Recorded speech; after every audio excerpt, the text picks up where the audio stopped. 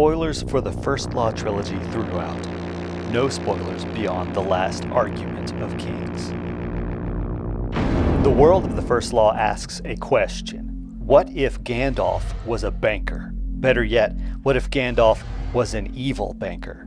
The author, Joe Abercrombie, maybe didn't have that exact question in mind when he created the world, but it feels like it. Once you've read the First Law trilogy, you'll find one of the overarching themes is banks are evil. But let's pause. While that take is great for a YouTube thumbnail, let's use the more nuanced thesis. Institutions can have an extraordinary amount of power over regular people. That's lame, but it's more truthful.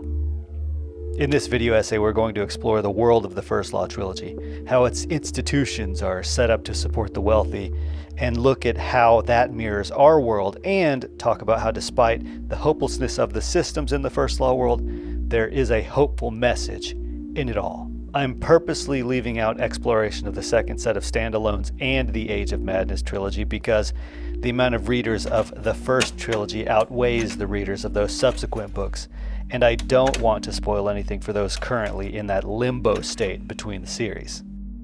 Let's get into it. As a reader, you don't see this evil bank theme at first. The opening trilogy is written like a noir, with events and threads that are left mysterious until the very end. Upon a reread, you see things that were there from the very start. The world. All right, let me set the stage and refresh some memories. The various sections of the First Law world, called the Circle of the World, are Midderland, the Old Empire in the west, Gurkle to the south, the north, and Styria, Thond, and Soljak in the east. The countries and city-states of these areas are all under the heel, manipulated behind the scenes or outright controlled by magic users of the world. And a few of these magic users, these magi, pull puppet strings for their own enrichment. The southern continent is ruled by the Gurkish Empire, and this empire has an emperor manipulated by the magus Kulul, and the north has the magus Bayaz. They are locked in a struggle millennia old. Equal in might and equal in command of their magic, the one magus, Bayaz, searches for an advantage. He wants to find a new way to win. As Joe Abercrombie put it, I read Lord of the Rings when I was a kid, obviously, and I was obsessed with Lord of the Rings, but the edition I had this foreword by Tolkien. He was talking about whether Lord of the Rings was an allegory for the Second World War, and he said something along the lines of, if it had been, then Gandalf would have used the ring. And I thought, oh, that's kind of fascinating. That'd be an interesting story. Because, let's be honest, most Gandalfs in our world would use the ring, right? I mean, they'd be bloody climbing over each other to use the ring. the institutions, the banks. Yes, Pharaoh. Power makes all things right. That is my first law and my last. That is the only law that I acknowledge. In the series, we see one bank in particular mentioned time and again after imposing great debts upon many characters. The banking house of Valint and Balk. Wait! Sobbed Severard. Wait! Valint and Balk, the bankers! I told them! I told them! I knew it. What did you tell them? I told them anything I could. I told them everything I knew. The words came spitting and drooling from his lips, curled back with agony. I had no choice. I had debts and they offered to pay. I had no choice. Valint and Balk, debts and blackmail and betrayal. How horribly banal it all is. In the Blade itself, a member of the Mercers Guild takes his own life because of his debts to the bank. Later, and before they are hanged, Valint and Balk give Glokta a vast sum of gold, silver, and jewels during the siege of Dagazka, and all they ask in return is favors. Debt and control, power in money is the name of the game. But who owns Valint and Balk? Well, our old friend Bayaz. Do I have the pleasure of addressing Master Valint or Master Balk? Bayaz smiled. Both, of course. You see, Baez has discovered something. As the magic in the world wanes, a new power must emerge. Khalul may be banking on magic, aka the art, to win his struggle against Baez, but Baez is banking on banking. The real power is money. Money, he finds, is a most effective way to control people, especially through debt. Many of us have felt the power debt can hold over us, so we can relate to the feelings of these characters. But beyond character feelings mirroring feelings of the reader, Abercrombie has set up systems of power that mirror ones in our own world. Abercrombie is a student of history. Watch enough interviews with the man and you'll see this for yourself. One of my absolute favourites, which I'm not going to risk my life by actually removing from the shelf, is Shelby Foote's monumental narrative history of the American Civil War. And there's a recurring motif in world history. Systems, if given the chance, will take advantage of people. Going so far back to ancient Rome, politicians and bankers ignored equitable land laws to enrich themselves. Also, slavery. But let's talk about more recent history for just a minute, and I promise it'll make sense in the end to talk about the global financial crisis. Lehman Brothers filed for bankruptcy. The biggest bankruptcy filing in history. The Dow posted a triple-digit loss. Seeking $8.4 billion in new aid from the U.S. Treasury The subprime mortgage crisis. Going to lose so much money on the mortgages they've written that their stocks will now become Three of the worthless. 5 biggest independent firms on Wall Street have now disappeared. More than 80 banking institutions collapsed. People lost their homes, they lost their jobs. Billions of dollars were wiped out of the economy in just a matter of weeks. During the collapse, the United States enacted TARP, the Troubled Asset Relief Program, where the government gave financial assistance to failing institutions, including the banks, to help stabilize them and keep them from totally collapsing. While the government was handing this out, it also proposed a law requiring the banks to repay the money given to them over time. This was called the financial responsibility fee. But get this, the banks lobbied and the U.S. politicians never enacted the fee, meaning the banks got taxpayer money and never had to pay it back.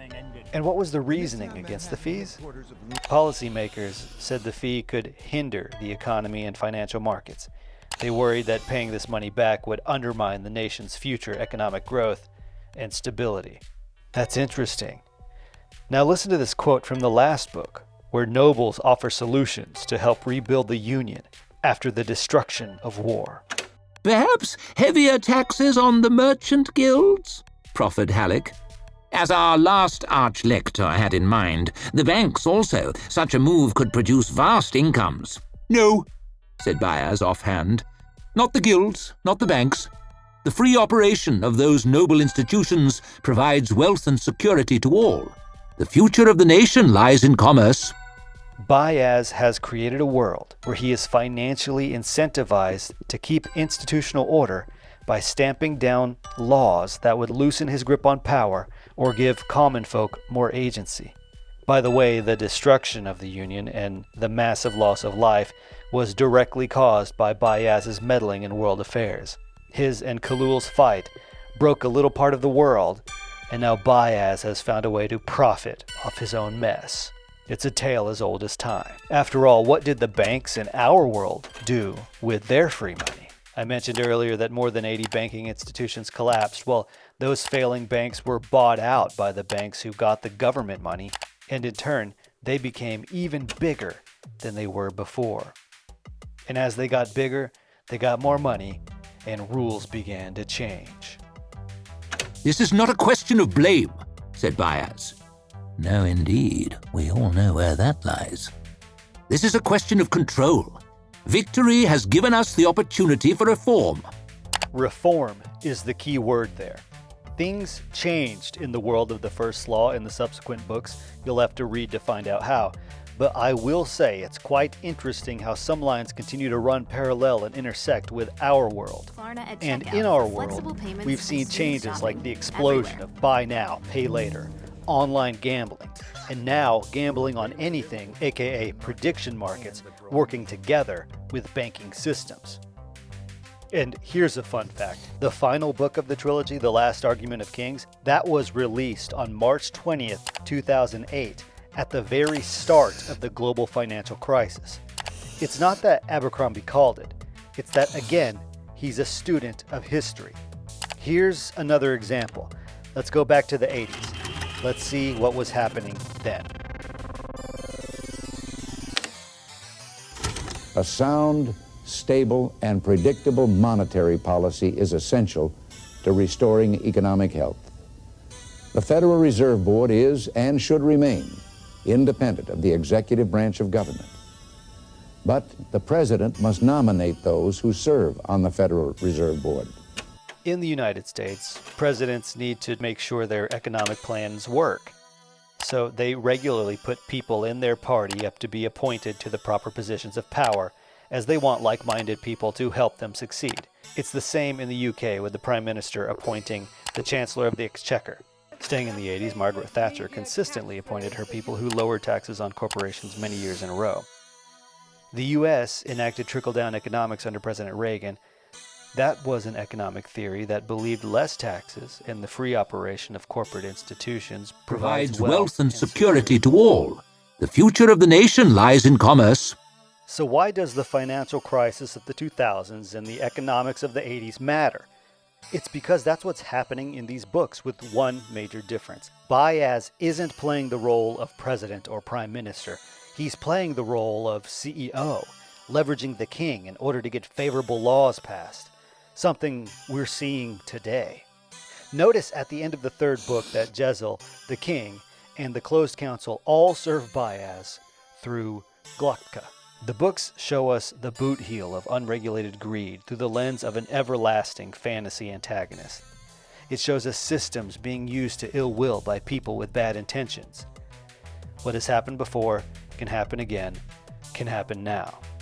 And while the world of the First Law can open your eyes to the greed in our world, it should also open your eyes to more. It's the little things. Baez may have built a nightmare fantasy world that mirrors our own in some key spots, but there is light in that dark tunnel. It's a candle flame of light, but it is there. In that crushing world, there are small heroics and grace among the people under the institutional heel. Abercrombie shows us love. In the same chapter, we see Baez exert his control over the Union and reveal his plans for the future. We see Glokta propose to Artie West. The ring glittered between them. A colossal, flashing diamond so large it made the thick golden band look flimsy. So large it looks a joke, a fake, an absurd impossibility, the biggest stone that Valint and Balk had to offer. "I have to ask you to marry me," he croaked. After their individual journeys in the book, we know their connection, no matter how transactional it may be, is also real. Abercrombie shows us true leadership. When Puppet King Jezal Dan Luther grows out of his stuck-up beginnings and starts to help the small folk, we know his heart is true. Jezal Dan Luther, of course. And yet it was hard to believe that it was the same man, and not only because of the rich fur mantle and the golden circlet on his forehead. He seemed taller, handsome still, but no longer boyish. A deep scar on his bearded jaw had given him an air of strength. The sneer of arrogance had become a frown of command. The carefree swagger had become a purposeful stride. He worked his way on slowly down the aisle between the cots, speaking to each man, pressing their hands, giving them thanks, promising them help. No one was overlooked. Abercrombie shows us grace. When a hardened warrior questions the light of his soul, he discovers there's people that believe he's far more than just a killer. Logan put a hand on his shoulder. "Jezal, wait. Wait. You know me." "Of course. I like to think so." "All right. Tell me something then. Am I—" He struggled to find the right words. "Am I an evil man?" "You? Jezal stared at him, confused. "You're the best man I know." The people are complicated and deeply imperfect, but there is beauty inside of them. That beauty, that goodness may only last a moment, but that's enough to light the way in their dark world. Despite the evil setup of the institutions and the seemingly unending, everlasting greed of those in power, there is beauty in the simple heroics of normal people, and that's worth fighting for. Thank you for watching.